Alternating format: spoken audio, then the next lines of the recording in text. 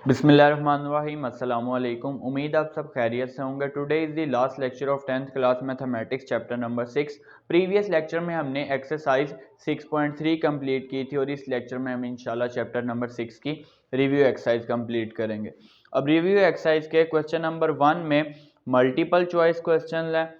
First MCQ है, a grouped frequency table is also called. अब frequency distribution की हमने डेफिनेशन की थी कि डेटा की टेबुलर अरेंजमेंट, टेबल की फॉर्म में अरेंज करने को हम फ्रीक्वेंसी डिस्ट्रीब्यूशन कहते हैं। तो इसका मतलब जो ग्रुप फ्रीक्वेंसी टेबल होगा is also called frequency distribution. Correct option B. इसी तरह नेक्स्ट MCQ है, a histogram is a set of adjacent. Definition हमने की थी हिस्टोग्राम की और डायग्राम भी बनाई थी एक्सरसाइज 6.1 के क्वेश्चन नंबर 5 में। Histogram is a set of adjacent rectangles. Correct option B. इसी तरह नेक्स्ट है, a frequency polygon is a many sided close figure. Exercise 6.1 के क्वेश्चन नंबर 5 में हमने फ्रीक्वेंसी पॉलीगॉन भी कंस्ट्रक्ट किया था और डेफिनेशन भी हमने की थी कि ये एक क्लोज फिगर है, मैनी साइडेड। करेक्ट ऑप्शन है ए। इसी तरह a cumulative frequency table is also called.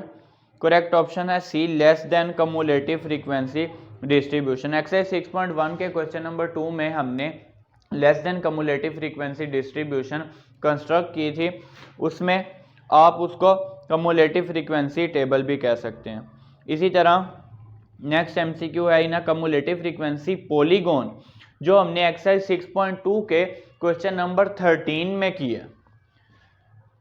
Frequencies are plotted against, तो वहां पे फ्रीक्वेंसी हमने ली थी y एक्सिस पे कम्युलेटिव फ्रीक्वेंसी और हमने उसको अपर क्लास बाउंड्रीज के साथ प्लॉट किया था। यानी कि x एक्सिस पे हमने अपर क्लास बाउंड्रीज ली थी और y एक्सिस पे फ्रीक्वेंसी लिखी थी और कम्युलेटिव फ्रीक्वेंसी और अपर क्लास बाउंड्री के अकॉर्डिंग हमने ग्राफ बनाया था। Correct option B. Arithmetic mean is a measure that determine a value of the variable under study by dividing the sum of all values of the variable by their number। Correct option A. यानी कि सारे variable की values को add करके number of values से divide किया था हमने।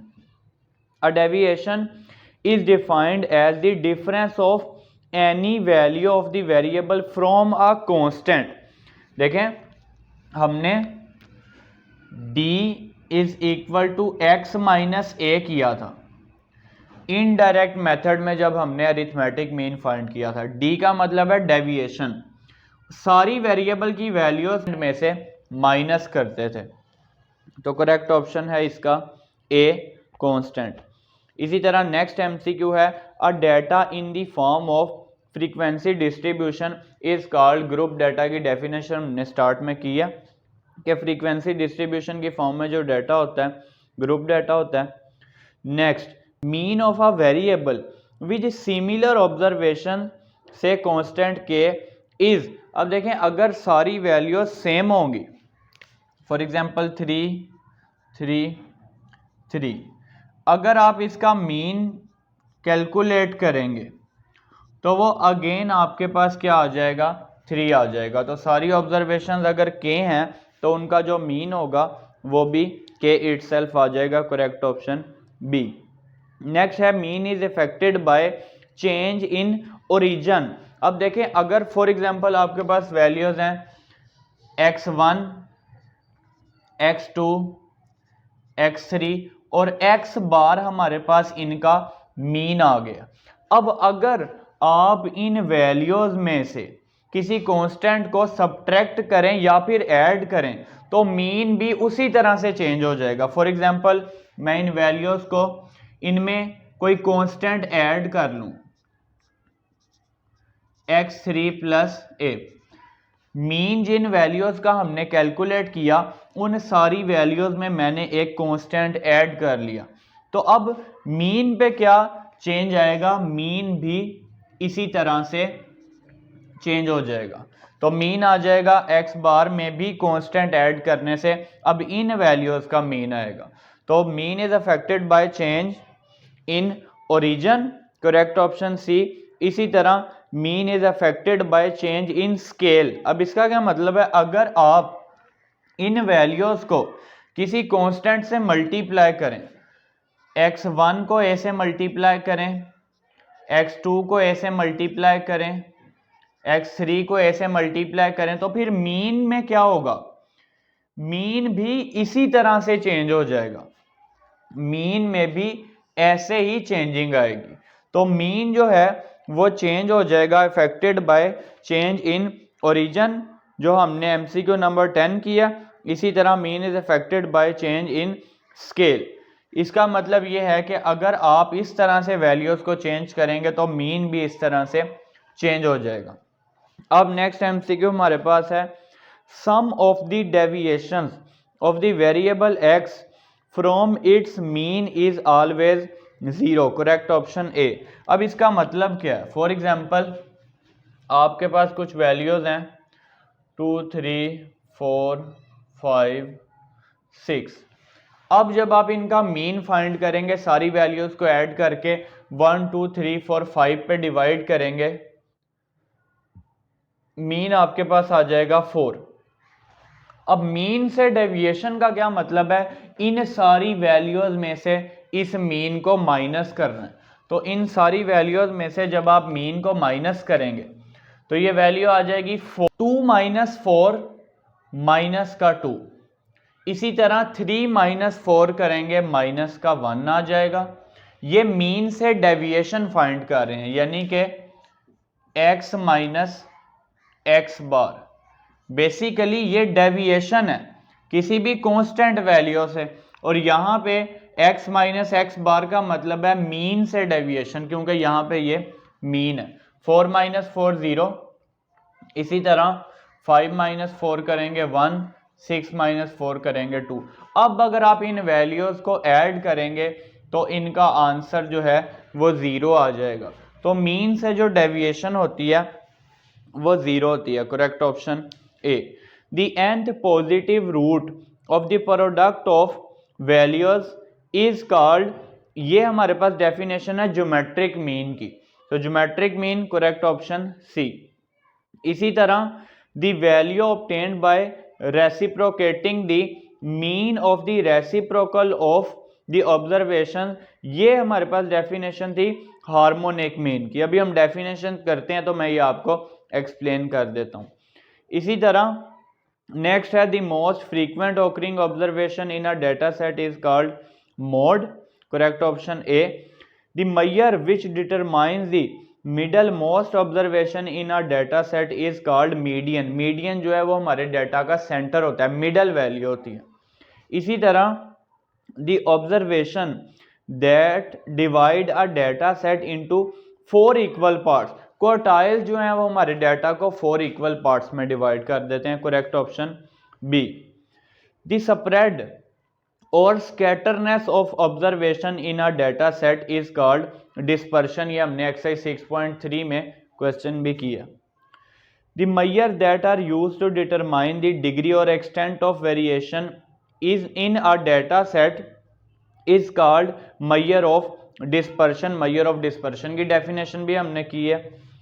नेक्स्ट एमसीक्यू है the extent of variation between 2 extreme observation of a data set is called range. Maximum value minus minimum value range है, correct option B. The mean of the square deviation of observation from their arithmetic mean is called, देखिए mean find करना है हमने, deviation from mean से square का, तो ये variance का फॉर्मूला था, तो ये है वेरिएंस, करेक्ट ऑप्शन ए। और इसी तरह अगर इसका पॉजिटिव स्क्वायर रूट ले लेंगे तो ये आ जाएगा standard deviation, correct option C. अब हम इसका क्वेश्चन नंबर 2 कर लेते हैं। राइट शॉर्ट आंसर, डेफिनेशन है सारी। डिफाइन क्लास लिमिट्स, इनमें से काफ़ी डेफिनेशन हम ऑलरेडी चैप्टर में कर चुके हैं। क्लास लिमिट्स की डेफिनेशन अगर आप देखें तो चैप्टर के स्टार्ट में पेज 110 पे मेंशन है। क्लास लिमिट्स क्या थी, जब हम इंटरवल बनाते थे तो वो जो इंटरवल थे वो हमारे पास क्लास लिमिट्स थी।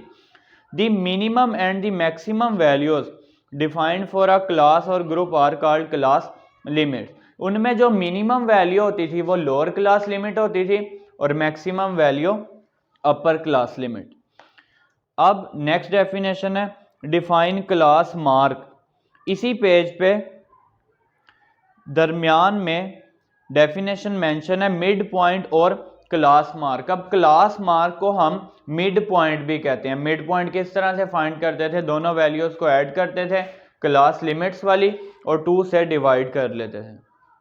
For a given class the average of the class obtained by dividing the sum of upper and lower class limit by 2 is called the mid point और द क्लास मार्क।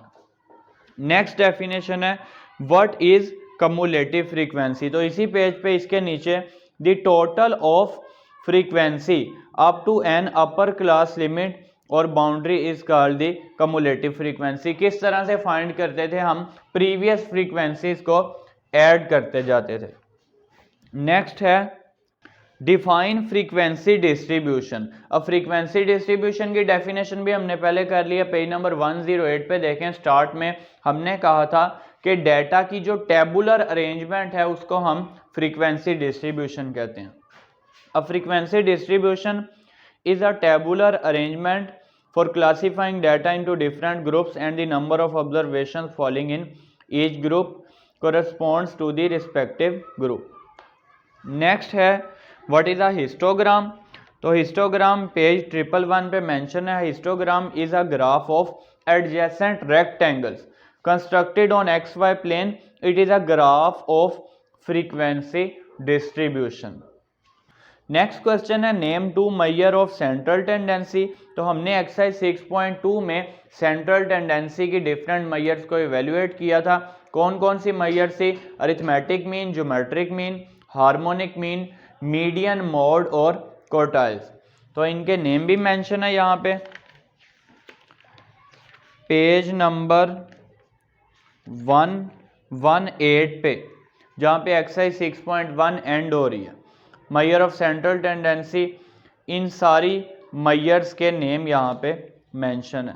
इसी तरह define arithmetic mean. तो arithmetic mean की definition भी इसी page पे है 118 पे। अरिथमेटिक मीन और simply called mean is a measure that determines a value of the variable under study by dividing the sum of all values of the variable by their number of observations। तो यही हमने formula किया था कि सारी values को add करना है और नंबर ऑफ वैल्यूज से डिवाइड कर लेना। नेक्स्ट है right 3 properties of arithmetic mean. तो हम अरिथमेटिक मीन की प्रॉपर्टीज भी देख लेते हैं। देखें यहाँ पे ये मेंशन है पेज नंबर 129 पे properties of arithmetic mean. First है mean of a variable with similar observation से constant K is the constant K itself. MCQ में हमने ऑलरेडी कर लिया। Mean is affected by change in origin. तो यहाँ पे हमने एग्जांपल कर ली थी कि ओरिजिन के चेंज होने से मीन भी इसी तरह से चेंज हो जाएगा। इसी तरह mean is affected by change in scale. तो ये भी हमने एमसीक्यू में कर लिया। इसी तरह नेक्स्ट प्रॉपर्टी है sum of the deviation of the variable X from its mean is always 0। तो ये भी ऑलरेडी हम एमसीक्यू में डिस्कस कर चुके हैं। इसी तरह अब इनमें से कोई सी 3 प्रॉपर्टीज आपने लिख लेनी है। Define median. तो मीडियन की डेफिनेशन भी हमने पहले कर लिया। मीडियन हमारे डेटा की मिडल मोस्ट वैल्यू होती है। तो डेफिनेशन मेंशन है पेज नंबर आप देखें 123 पे। Median is the middle most observation in an arranged data set. पहले हम डाटा को अरेंज करते थे, फिर उसकी मिडल वैल्यू देखते थे। It divides the data set into 2 equal parts. इसी तरह नेक्स्ट डेफिनेशन है डिफाइन मोड। मोड की डेफिनेशन नेक्स्ट पेज नंबर 125 पे मेंशन है। Mode is defined as the most frequent occurring observation in the data it is the observation that occurs maximum number of times in the given data. तो mode भी हमने किया था, ऐसी value जो हमारे डाटा में सबसे ज्यादा बार आती थी वो मोड थी। नेक्स्ट डेफिनेशन है what do you understand by harmonic mean. अब देखें हार्मोनिक मीन की डेफिनेशन हमने एमसीक्यू में भी की है। The value obtained by reciprocating the mean, mean find करना है किसका, रेसिप्रोकल ऑफ द वैल्यूज। अब देखें वैल्यूज ये हैं हमारे पास x3 xn तक, इन वैल्यूज का भी रेसिप्रोकल करना है। तो इन वैल्यूज का जब रेसिप्रोकल करेंगे इस तरह से आ जाएगा 1/x2 1/x3 और 1/xn। यानी कि अब देखें रेसिप्रोकल हमने कर लिया, वैल्यूज के रेसिप्रोकल का मीन और फिर मीन का भी रेसिप्रोकल, इनका जब आप मीन करेंगे तो ये आ जाएगा 1/x1 + 1/x2 so on 1/xn/n। और अब इसका भी रेसिप्रोकल करना है तो ये आ जाएगा n ओवर, ये सारी वैल्यूज ऐड हो रही हैं 1/(1/x)। तो ये फॉर्मूला हमारे पास था हार्मोनिक मीन का। डेफिनेशन क्या है, रेसिप्रोकल करना है मीन का, लेकिन उससे पहले हमने इन वैल्यूज का भी रेसिप्रोकल करना है, वैल्यूज का रेसिप्रोकल करके फिर उनके मीन का भी रेसिप्रोकल करना है। यहां पे भी हमने ऑपोजिट कर दिया। तो ये है हार्मोनिक मीन। डेफिनेशन के साथ आपने फॉर्मूला भी मेंशन कर देना। नेक्स्ट है डिफाइन ज्योमेट्रिक मीन। अब ज्योमेट्रिक मीन की डेफिनेशन भी हमने की थी एमसीक्यू में।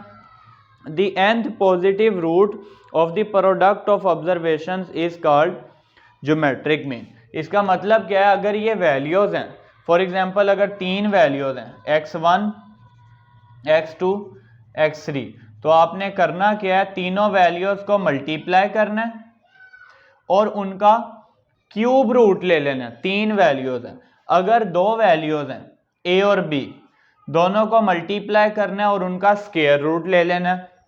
इसी तरह अगर n वैल्यूज होंगी तो n वैल्यूज को मल्टीप्लाई करेंगे, x1 multiply x2 multiply so on xn, और उनका nth रूट लेंगे। इससे आगे ज्योमेट्रिक मीन का फॉर्मूला डिराइव किया था anti log summation log x over n, वो इस वैल्यू से ही आगे हमने डिराइव किया। नेक्स्ट हमारे पास है डेफिनेशन व्हाट इज रेंज। अब रेंज क्या है, रेंज की डेफिनेशन भी हमने एमसीक्यू में की है, maximum value minus minimum value. The extent of variation between two extreme observation of a data set is measured by range, is called range भी आप कह सकते हैं। लास्ट डेफिनेशन है डिफाइन स्टैंडर्ड डेविएशन। अब स्टैंडर्ड डेविएशन क्या है, ये यहां पे हमारे पास, अब स्टैंडर्ड डेविएशन की डेफिनेशन फॉर्मूले से देखें, स्क्वायर रूट हमने लेना है, किस वैल्यू का स्क्वायर रूट लेना है, ये फॉर्मूला स्क्वायर रूट के साथ ही स्टैंडर्ड डेविएशन का। लेकिन पहले इस वैल्यू को देखें, ये क्या है, सबसे पहले तो ये मीन है, इन वैल्यूज का सम करना है और उनको नंबर ऑफ वैल्यूज से डिवाइड कर लेना। मीन है लेकिन किसका, सिंपल एक्स का नहीं है, यानी कि यहां जस्ट एक्स नहीं आ रहा। डेविएशन फ्रॉम मीन, यहां पे मैंने आपको बताया एक्स माइनस एक्स बार को क्या कहते हैं, डेविएशन फ्रॉम मीन। अब उसका स्क्वायर भी है, तो squared deviation from arithmetic mean. इस पूरी वैल्यू का मतलब क्या है, देखें ये जो x माइनस एक्स बार, ये डेविएशन फ्रॉम अरिथमेटिक मीन है, x माइनस एक्स बार का स्क्वायर, ये क्या होगा, squared deviation from arithmetic mean. और जब इस तरह से करेंगे समीशन x माइनस एक्स बार का स्क्वायर ओवर n, तो इसका मतलब क्या है, mean of squared deviation from arithmetic mean, और उसका जब स्क्वायर रूट ले लेंगे तो वो आ जाएगा स्टैंडर्ड डेविएशन। देखें डेफिनेशन क्या मेंशन है, the positive square root of mean, mean of, ये जो मीन है किसका mean, squared deviation from arithmetic mean is called standard deviation. तो इसी तरह चैप्टर नंबर 6 की रिव्यू एक्सरसाइज इस लेक्चर में हमने अल्हम्दुलिल्लाह कंप्लीट कर लिया और इंशाल्लाह नेक्स्ट लेक्चर में हम नेक्स्ट चैप्टर स्टार्ट करेंगे। फी अमानिल्लाह।